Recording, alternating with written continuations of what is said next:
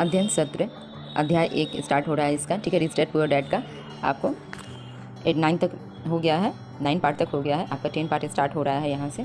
तो rich dad poor dad सुनने के लिए मेरे चैनल को सब्सक्राइब जरूर करें। तो स्टार्ट करते हैं। सबक 1 में अमीर लोग पैसे के लिए काम नहीं करते। तो इसका सार है, 9 साल की उम्र में रॉबर्ट कियोसाकी और उनके बचपन के मित्र को एक सहपाठी के बीच हाउस पर इसलिए आमंत्रित नहीं किया गया क्योंकि वे एक समृद्ध स्कूल में पढ़ने वाले गरीब बच्चे थे। उनके गरीब डैडी एक शिक्षक थे और अच्छे पैसे कमाते थे, लेकिन महीना चलाने के लिए हमेशा जूझते रहते थे। जब उन्होंने यह सलाह दी कि जाकर पैसे बनाओ, तो रॉबर्ट और उनके मित्र माइक ने यह काम सचमुच करने की कोशिश की। उन्होंने टूथपेस्ट के खाली ट्यूब लिए तो उस वक्त जस्ते से बनते थे। उन्होंने उन्हें पिघलाया और नकली निकल बनाने के लिए प्लास्टर के सांचों का इस्तेमाल किया। रॉबर्ट के डैडी ने उन्हें जल्दी ही सही राह पर पहुंचा दिया। उन्होंने यह सलाह दी कि उन्हें माइक के डैडी से पूछना चाहिए, जिन्होंने कभी 8वें ग्रेड की पढ़ाई पूरी नहीं की थी, लेकिन वे बहुत से सफल व्यवसाय चलाते थे। माइक के डैडी, पुस्तक के अमीर डैडी, उन्हें सिखाने के लिए तैयार हो गए, लेकिन उनकी कुछ शर्तें थी। उन्होंने कहा कि इसके लिए दोनों लड़कों को उनके कन्वीनियंस स्टोर में हर शनिवार की सुबह 3 घंटे तक काम करना होगा, जिसमें डिब्बों की धूल साफ करना तथा दिग्गज सफाई शामिल थी। उन्होंने कहा कि वे 10 सेंट प्रति घंटे की दर से पैसे देंगे। रॉबर्ट आमतौर पर ये 10 सेंट कॉमिक बुक्स पर खर्च कर देते थे। इस नीरस काम और कम वेतन से रॉबर्ट का जल्दी ही मोह भंग हो गया। जब उन्होंने अपने मित्र से कहा कि वे यह काम छोड़ने वाले हैं, तो माइक ने कहा कि अमीर डैडी ने पहले ही चेतावनी दे दी थी कि ऐसा होगा और रॉबर्ट जो जाकर उनसे मिलना चाहिए। रॉबर्ट के डैडी स्कूल टीचर थे और व्याख्यान देते थे, लेकिन माइक के डैडी कम बोलते थे और एक बहुत अलग तरीके से सिखाते थे, जैसा रॉबर्ट को पता लगने वाला था। अगले शनिवार की सुबह रॉबर्ट माइक के डैडी से मिलने गए, लेकिन अमीर डैडी ने रॉबर्ट से 1 घंटे तक धूल भरे अंधेरे लिविंग रूम में इंतजार कराया। वे भन्ना गए और भावुक हो गए। जब उन्हें माइक के डैडी के सामने शिकायत करने का मौका मिला, उन्होंने उग्र होकर कहा कि वे लोभी हैं और उनके प्रति सम्मान नहीं दिखा रहे हैं। जब उन्होंने कहा कि माइक के डैडी ने अनुबंध के मुताबिक उन्हें कुछ नहीं सिखाया था, तो वे शांति से असहमत हुए। अमीर डैडी ने स्पष्ट किया कि जीवन आपको शब्दों से नहीं सिखाता है, बल्कि चारों तरफ धकेल कर सिखाता है। कुछ लोग जीवन को धक्कों को चुपचाप झेल जाते हैं, बाकी नाराज हो जाते हैं और अपने बॉस या उनके प्रियजनों के खिलाफ भड़ास निकालते करते हैं। लेकिन कुछ लोग इससे सबक सीखते हैं और वास्तव में जीवन के धक्कों का स्वागत करते हैं, क्योंकि इसका मतलब है कि उन्हें कुछ सीखने की ज़रूरत है। जो लोग यह सबक नहीं सीखते, वे जीवन भर हर व्यक्ति को दोष देते रहते हैं और किसी बड़े अवसर का इंतजार करते हैं या सुरक्षित खेलने और कभी जोखिम ना लेने या बड़ी जीत हासिल ना करने का निर्णय लेते हैं। उन्होंने रॉबर्ट को बताया कि वे और माइक पहले लोग थे जिन्होंने उनसे कभी पैसे बनाने का तरीका सीखना चाहा था। उनके पास 150 से ज़्यादा कर्मचारी थे और हालांकि उन्होंने नौकरी मांगी थी, लेकिन उन्होंने रॉबर्ट और माइक की तरह कभी ज्ञान नहीं मांगा था। इसलिए अमीर डैडी ने जीवन की तरह सिखाने की कोशिश में लड़कों को थोड़ा आसपास धकाया। रॉबर्ट ने पूछा कि उन्होंने क्या सबक सीखा, सिवाय इसके कि अमीर डैडी ओछे थे और अपने कर्मचारियों का शोषण करते थे। अमीर डैडी ने इस बात पर उन्हें चुनौती दी और कहा कि ज़्यादातर लोग दूसरे को दोष देते हैं, जबकि वास्तव में उनका नज़रिया ही समस्या होता है। समस्या को कौन सुलझाएगा? उनका मस्तिष्क। माइक के डैडी ने कहा, वे चाहते थे कि रॉबर्ट यह सीखे कि पैसा कैसे काम करता है, ताकि वे इससे अपनी खातिर काम करा सके। वे रॉबर्ट के क्रोध को देखकर भी खुश थे, क्योंकि क्रोध प्रेम के साथ मिलकर जोश को बनाता है, जो सीखने का एक अहम घटक है। उन्होंने आगे कहा कि पैसा लोगों की समस्याओं को नहीं सुलझा सकता।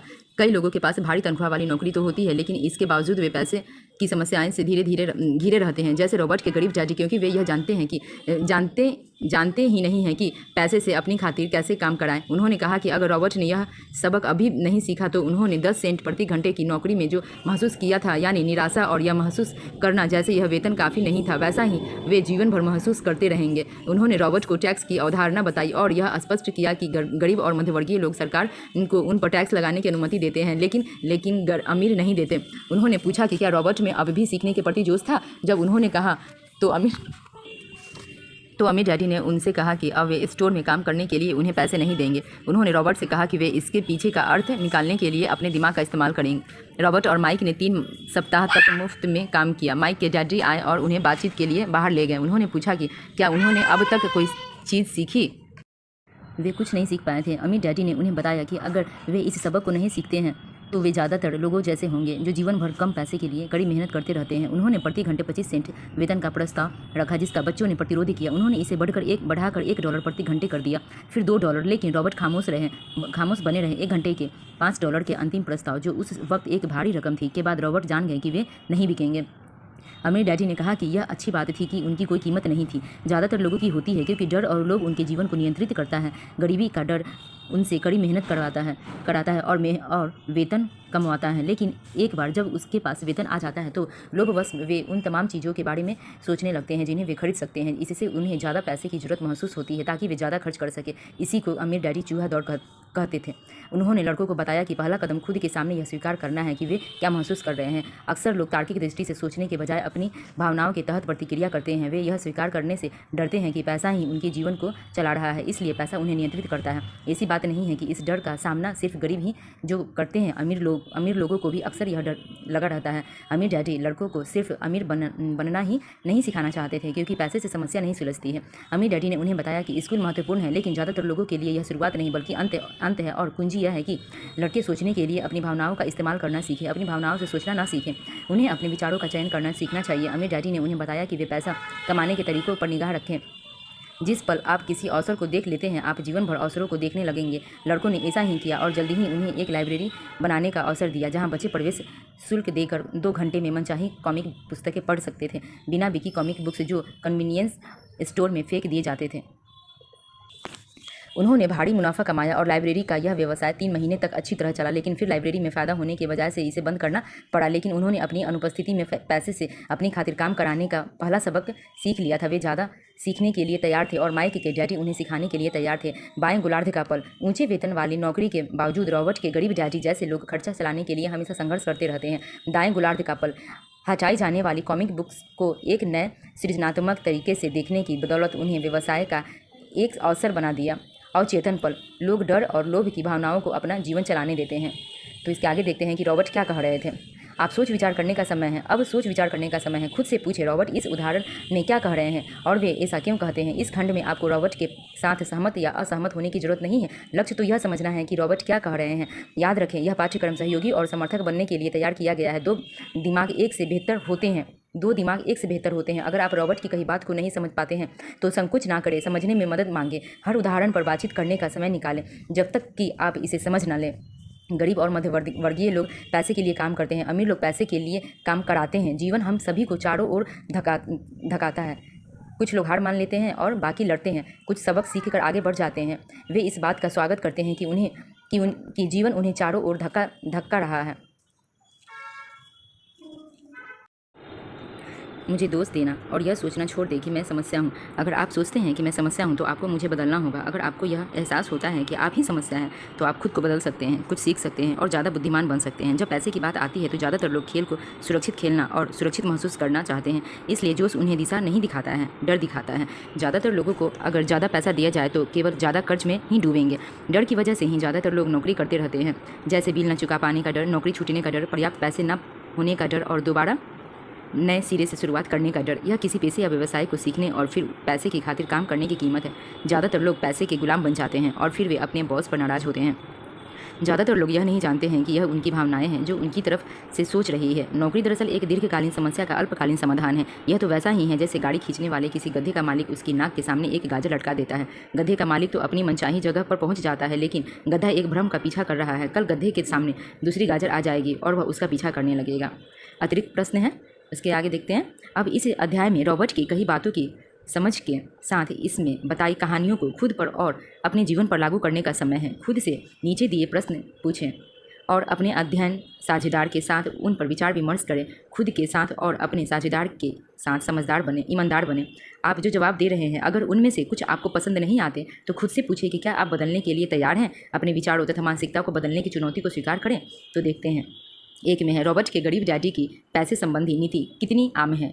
एक में है रॉबर्ट के गरीब डैडी की पैसे संबंधी नीति कितनी आम है। तो इसे आप खुद से विचार करें, ठीक है। अगर हम विचार करेंगे तो हम अकेले हैं और मेरा वीडियो काफ़ी लंबा चला जाएगा, तो इसलिए आप खुद पर विचार करें, ठीक है, अगर मेरे वीडियो को सुन रहे हैं तो, ठीक है। तो नेक्स्ट देखते हैं, दूसरा देखते हैं। रॉबर्ट के अमीर डैडी ने कहा था कि सचमुच सीखने में ऊर्जा, जोश और धधकती इच्छा की जरूरत होती है। आपके जीवन में यह कब सच साबित हुआ है? इसके कुछ उदाहरण क्या हैं? वह कौन सा एक सबक है जिससे आप कभी नहीं भूले और क्यों? ये भी आप खुद से कर सकते हैं, ठीक है। आप खुद से सवाल पूछिए, खुद को जवाब दें, ठीक है। क्या 10 सेंट प्रति घंटे की भुगतान दर और फिर प्रति घंटे मुफ्त काम करने पर आप भी रॉबर्ट जैसी प्रतिक्रिया देते? 4 में, क्या यह डर है जो ज़्यादातर लोगों को नौकरी की ओर धकेलता है या फिर दूसरे घटक भी शामिल हैं? 5 में है, क्या यह सोचने का प्रलोभन शक्तिशाली होता है कि ज़्यादा पैसा डर को शांत कर देगा? यह इतनी आम प्रतिक्रिया क्यों है? 6 में है, आपके जीवन का एक उदाहरण कौन सा है जब आपने अपनी भावनाओं से प्रतिक्रिया की? वह समय कौन सा है जब आपने अपनी भावनाओं का अवलोकन किया और चेतन होकर अपने विचार चुने? 7 में है, डर और लोभ को नियंत्रित करने वाले भावों के प्रति कौन ज़्यादा अति संवेदनशील होते हैं, अमीर या गरीब? आप ऐसा क्यों सोचते हैं? 8 में है, क्या आप सोचते हैं कि ज़्यादातर लोगों को इस बात का एहसास है कि वे चूहा दौड़ में अटके हैं? क्यों या क्यों नहीं? तो यहाँ तक हमारा अध्याय 1 खत्म हो गया है, सबक 1 भी समाप्त हो गया है। अब अध्याय 2 स्टार्ट हो रहा है। सबक 1 में था अमीर लोग पैसे के लिए काम नहीं करते हैं, जो कि हम आप लोग साथ साझा कर चुके हैं। और फिर दूसरा सबक है आर्थिक साक्षरता क्यों सिखाएं, ठीक है, तो इसको हम पढ़ते हैं, ठीक है। ये अध्याय 2 है। तो मेरा वीडियो ये लंबा जाएगा, लेकिन आप ये पूरा सुने। ये क्या मेरा 1 से लेकर के जितना वीडियो बनते जा रहा है, आप लोग मेरे चैनल को फॉलो करें, सब्सक्राइब करें, जो भी है। और मेरे ये अमीर रिच डैड पुअर डैड को जरूर सुने। एक बार सुनने में कुछ नहीं जाता है, और हो सकता है तो कुछ तो आपके अंदर जाएगा, जो कि हो सकता है आपका लाइफ चेंज कर दे। तो देखते हैं इसका। महत्वपूर्ण यह नहीं है कि आप कितना पैसा कमाते हैं, महत्वपूर्ण तो यह है कि आप कितना पैसा रखते हैं, ठीक है। इसका ये है। तो स्टार्ट करते हैं इसका सबक 2 स्टार्ट करते हैं। 1990 में माइक ने अपने पिता का साम्राज्य संभाल लिया और वास्तव में वह अपने डैडी से भी अच्छा काम कर रहा है। हम एक दूसरे से साल में 1-2 बार गोल्फ कोर्स पर ही मिलते हैं। वह और उसकी पत्नी इतने अमीर हैं जितनी आप कल्पना भी नहीं कर सकते हैं। अमीर डैडी का साम्राज्य बेहतरीन हाथों में है और माइक अपने बेटे को अपनी गद्दी संभालने के लिए उसी तरह तैयार कर रहा है जिस तरह उसके डैडी ने हमें तैयार किया था। 1994 में मैं 47 साल की उम्र में रिटायर हो गया। उस वक्त मेरी पत्नी किम 37 साल की थी। रिटायरमेंट का मतलब काम करना छोड़ना नहीं है हमारे लिए। इसका यह मतलब है कि जब तक अप्रत्याशित बहुत बड़ी अनहोनी ही ना हो जाए, तब तक हम काम करने या ना करने के लिए स्वतंत्र हैं और हमारी दौलत अपने आप आगे बढ़ती है तथा मुद्रास्फीति की दर से ज़्यादा तेज़ी से बढ़ती है। हमारी संपत्तियाँ इतनी बड़ी हो चुकी है कि खुद ही विकास कर सकती है। यह किसी पेड़ को लगाने जैसा है। आप वर्षों तक इसे पानी देते रहते हैं और फिर एक दिन इसे आपकी ज़रूरत नहीं रह जाती। इसकी जड़ें ज़मीन में पर्याप्त गहराई तक जम चुकी होती है। फिर पेड़ अपने आनंद के लिए छाया प्रदान करता है। माइक ने साम्राज्य चलाने का निर्णय लिया और मैंने रिटायर होने का। जब भी मैं लोगों के समूहों के सामने बोलता हूँ तो वे मुझसे अक्सर पूछते हैं कि मेरे हिसाब से उन्हें क्या करना चाहिए, मैं कैसे शुरू करूँ, क्या कोई ऐसी पुस्तक है जिसे पढ़ने की आप सलाह देंगे? मुझे अपने बच्चों को तैयार करने के लिए क्या करना चाहिए? कामयाबी का आपका रहस्य क्या है? मैं लाखों करोड़ों कैसे कमा सकता हूँ? जब भी मैं इनमें से कोई सवाल सुनता हूं तो मुझे नीचे दी गई कहानी याद आती है। तो देखते हैं कहानी क्या है। सबसे अमीर व्यवसायी। 1923 में हमारे सबसे महान नेता और सबसे अमीर व्यवसायियों का समूह शिकागो के एजवाटर बीच होटल में मिला। उनके बीच चार्ल्स श्वाब थे, जो सबसे बड़ी स्वतंत्र स्टील कंपनी के मुखिया थे। सैमुअल इन्यूसल थे, जो संसार की सबसे बड़ी यूटिलिटी कंपनी के प्रेसिडेंट थे। हावर्ड हॉब्सन थे, जो सबसे बड़ी गैस कंपनी के मुखिया थे। आइवर क्रूजर थे, जो उस वक्त विश्व की सबसे बड़ी कंपनियों में से एक इंटरनेशनल मैच कंपनी के आइवर क्रूज थे, जो उस वक्त विश्व की सबसे बड़ी कंपनियों में से एक इंटरनेशनल मैच कंपनी के प्रेसिडेंट थे। लियान फ्रेजियर थे, जो बैंक ऑफ इंटरनेशनल सेटलमेंट में प्रेसिडेंट थे। रिचर्ड व्हिटनी थे, जो न्यूयॉर्क स्टॉक एक्सचेंज के प्रेसिडेंट थे। आर्थर कॉटन और जेसे लिवरमोर थे, जो शेयर बाजार के 2 दिग्गज साहसी खिलाड़ी थे। अल्बर्ट फॉल थे, जो राष्ट्रपति हार्डिंग के कैबिनेट मंत्री थे। 25 साल बाद इनमें से 9 दिग्गजों के जीवन का अंत इस तरह हुआ। स्वाब 5 साल तक उधार के पैसों पर जिंदा रहने के बाद कंगाल मरे। इंसूल विदेश भूमि पर गरीबी की हालत में दिवंगत हुए और क्रूजर तथा कॉटन भी दिवालिया मरे। हब्सन पागल हो गए। व्हिटनी और अल्बर्ट फॉल को जेल से रिहा कर दिया गया और फ्रीजियर तथा लिवरमोर ने आत्महत्या कर ली। सबसे अमीर व्यवसायी की ये एक कहानी है छोटी सी, जो कि आप इसे 2 बार ज़रूर सुने। काफ़ी मतलब सुनने में अच्छा नहीं लग रहा है, इतना ज़्यादा है, जबकि सबसे अमीर व्यवसायी थे, इसलिए कुछ नहीं कहा जा सकता है। तो आगे सुनते हैं। इससे सुनने से क्या होता है ना कि एक हौसला मिलता है, और जो इस बुक ने जो दे रहा है वो तो खैर आपको मिलेगा ही, ठीक है।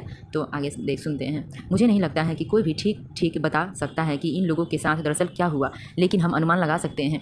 अगर आप 1923 पर गौर करें तो आपको दिख जाएगा कि यह 1929 की शेयर बाजार की भारी गिरावट और महामंदी के ठीक पहले का समय था। मुझे लगता है कि इन दोनों घटनाओं का इन लोगों और इनके जीवन पर भारी असर पड़ा होगा। मुद्दे की बात यह है, ये लोग जिस युग में रह रहे थे, आज हम उनसे ज़्यादा बड़े और तीव्र परिवर्तन के दौर में रह रहे हैं। मुझे लगता है कि आने वाले सालों में कई उतार चढ़ाव आएंगे जो इन लोगों के युग में उतार चढ़ाव जैसे ही होंगे। मुझे इस बात की चिंता है कि बहुत सारे लोगों का ध्यान पैसे पर तो बहुत ज़्यादा केंद्रित है, लेकिन अपनी सबसे बड़ी दौलत पर उनका जरा भी ध्यान नहीं है, जिसका नाम है शिक्षा। यदि लोग लचीला बनने, खुला दिमाग रखने और सीखने के लिए तैयार हो तो वे कठोर परिवर्तनों के बावजूद ज़्यादा अमीर बनेंगे। अगर वे सोचते हैं कि पैसा समस्याओं को सुलझा देगा तो उन्हें राह में कभी मुश्किलें झेलनी होंगी।